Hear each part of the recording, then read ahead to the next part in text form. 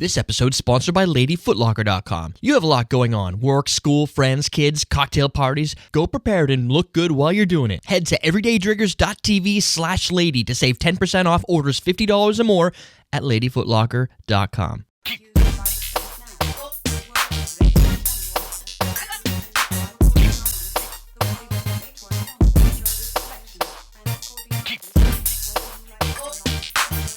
Welcome to Common Man Cocktails. I'm your host, Derek Schomer, and today we're going to create the Orange Jack Nutball.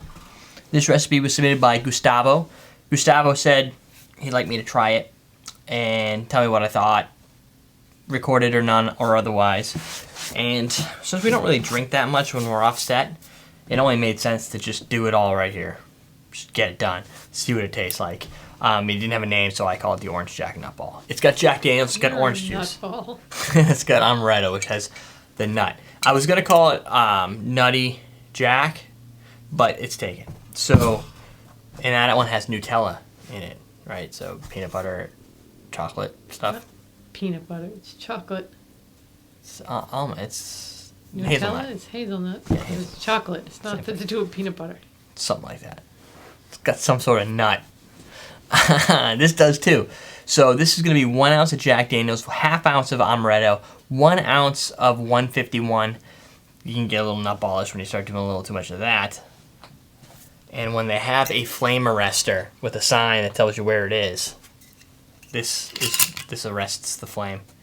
Does it bring it to jail? Yes. English, so weird. 1 ounce of orange juice, that's over here. I know, this is extra pulpy. I like pulp. And I'm going to top it. This was where I changed a little bit. Not much, though. He said top it with rum or something like that, or splash it with splash. So I thought splashing just a light rum didn't really make sense. So if we splash it with a dark rum, we might be able to get a nice brown or a dark, like, layering that kind of like flows through it and it'll look cool for a few minutes. I don't know. We could try and see. So what we're going to do, because of that one specific task, I'm going to shake this sucker, and then I'm going to put the dark rum in last. It's kind of like a Mai Tai or some of those Polynesian drinks that do similar things. So let's do our half ounce. So do you have any initial reactions of whether you think this is going to be any good? No, but when you said Mai Tai, I'm like, ooh yeah, Mai Tai, those are good. Unrelated, but... I know, but every time I need to think of a drink, well, not need to, but if we're at like... I need one right now. If we're at a place, I always forget drinks. Like, we do 5 drinks a week for, what, almost 2 years now? And I never remember... It's more like almost 3 years now. So almost 3 years now, and I never remember. I always get a Midori sour. You do. You always have your fallback drink. Yes. It's like when I go to the DVD store. Well, when I used to go to a DVD store, now you just buy it on Amazon and it's unboxed. You go in there and you never knew what music you wanted, but you knew there was music you wanted. Yes. I'm like, oh yeah, I wanted CNC Music Factory's latest single, and then you're like, it's too late. Pretty much just like that. But now I can remember Mai Tai. Crater Vic's Mai Tai. Because those are good.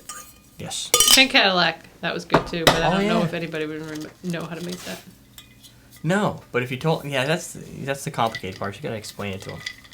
Alright, let's shake it up.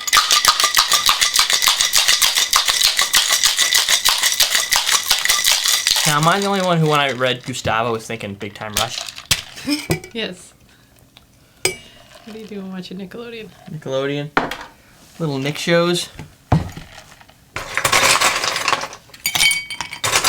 I thought it sounded familiar. But that was it. That's as far as my thought process That's went. why you thought it sounded... And then I said, ooh, Mai Tai. You got distracted. So, you can straight pour this, but I'm gonna try and be a little more tricky about it. And my dash is gonna be like a half ounce. Just lay that right on the top here. You want a half ounce should give you a nice golden brown color.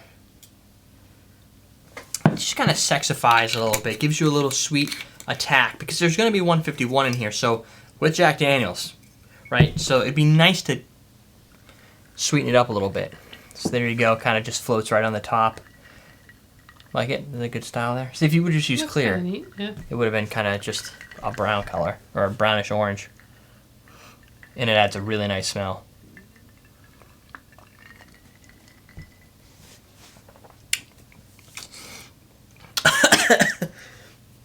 A little bit of alcohol.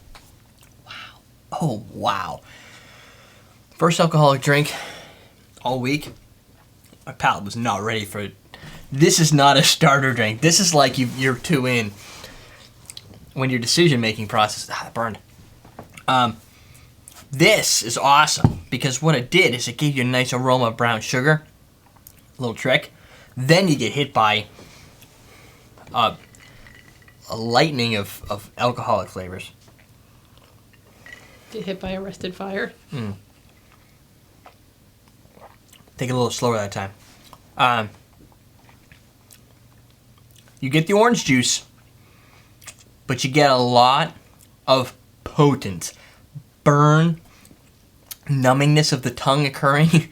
You used an ounce of 151. This is a high alcohol drink. But it has that like sexy look to it. This will take you by surprise, and I'm not saying like you've drank 3 and you're like, whoa, I didn't see that coming. This, I mean, like it's gonna hit you like a car, like a truck, like an SUV, like one of those crossover vehicles.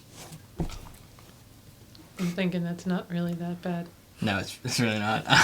But this drink has definite bite to it. I would suggest a smaller. I don't think I have any smaller low balls out around here. But like since it's even half, that's a good size right there. Maybe even less because it's just got that. Like you don't really need too much of this. So that's the Orange Jack Nutball. I think it's an appropriate name because it will probably make you do silly things that night. There you go. A little sweet brown sugar finish. EverydayDrinkers.tv. We're teaching you how to drink.